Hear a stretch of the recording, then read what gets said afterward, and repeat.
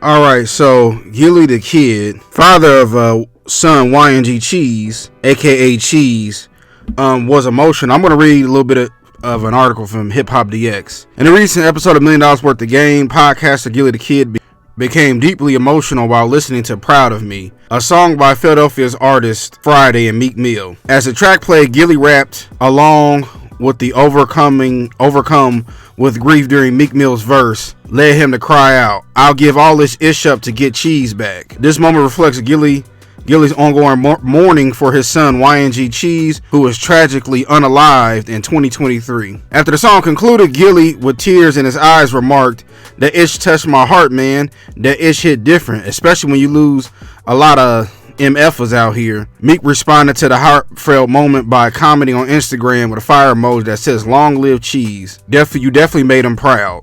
Proud of Me is featured on Friday's latest album, Some Days Good, Some Days Bad, released in February 2025. Now, in a prior interview with Shannon Sharpe, Gillie discussed learning about the tragic death of his son's killer, Noah Scurry, a 17-year-old high school star and drill rapper. Gillie recounted that the police informed him of Scurry's unaliving before he could be charged for YNG's death, stating he had to deal with God. That's how I look at it. Now I'm going to play a little bit of audio, what Gillie said on Shannon Sharpe's podcast, and then I'll come back with my final thoughts. About the 17-year-old basketball player, straight A student. Am I wrong, Gillie? It used to be like the athletes, they got protected. Right. Nobody touched them. Hey, he good now. He gonna be what they're gonna be talking about the block. He from the block, he got out. They protected those guys. What happened? That's who killed my son.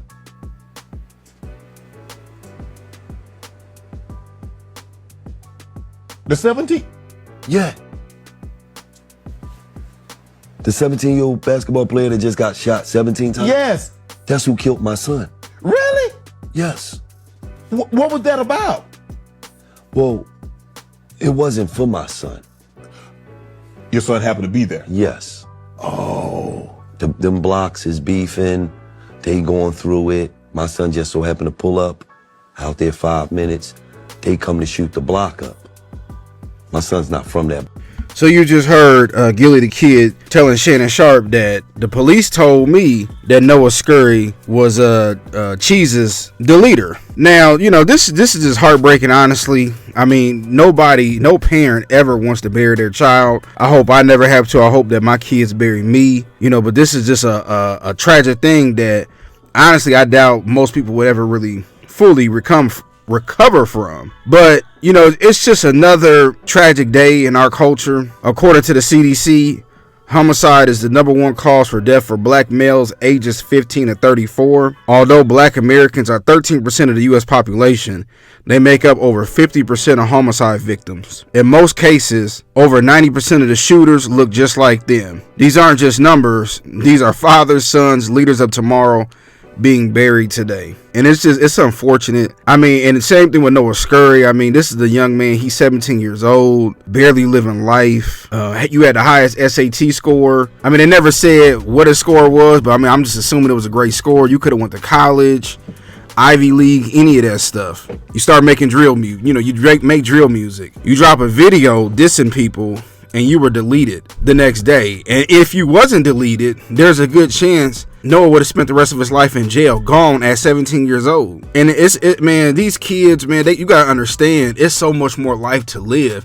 At 17 years old, even 25, you've barely done anything as a man. At 17 years old, have you even been with a woman? I mean, you haven't paid taxes. You don't know what it's like to be an adult, to go through your trials and tribulations, to be able to have and raise kids, to grow older and wiser. And even at the age of 25, I mean, if you go back when I was 25, I was a totally different person. And all of this for what? Gillie's grieving.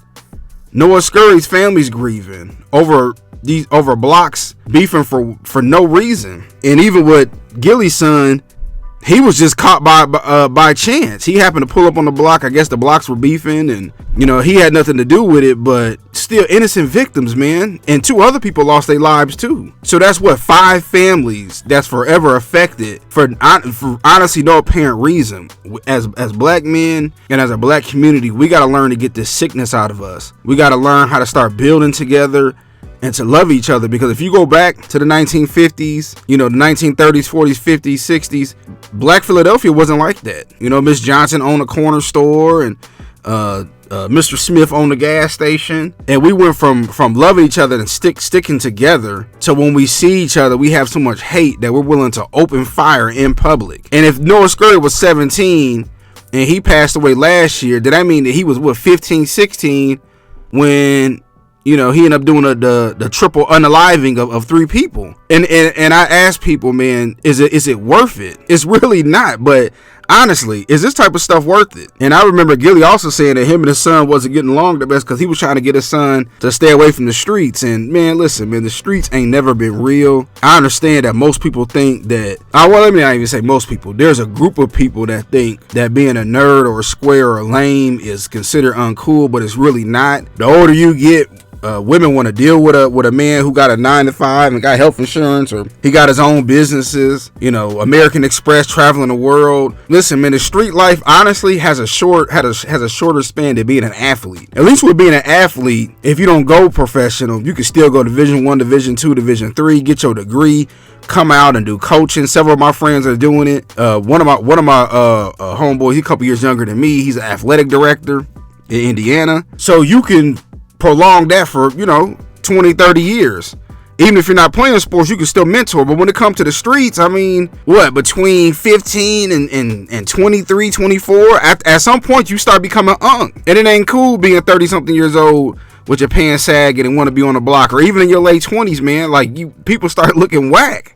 There's a lot of people on YouTube, a lot of ex-drug dealers, even though they got high followers, and they talk about their stories of the time in the 80s and the 90s.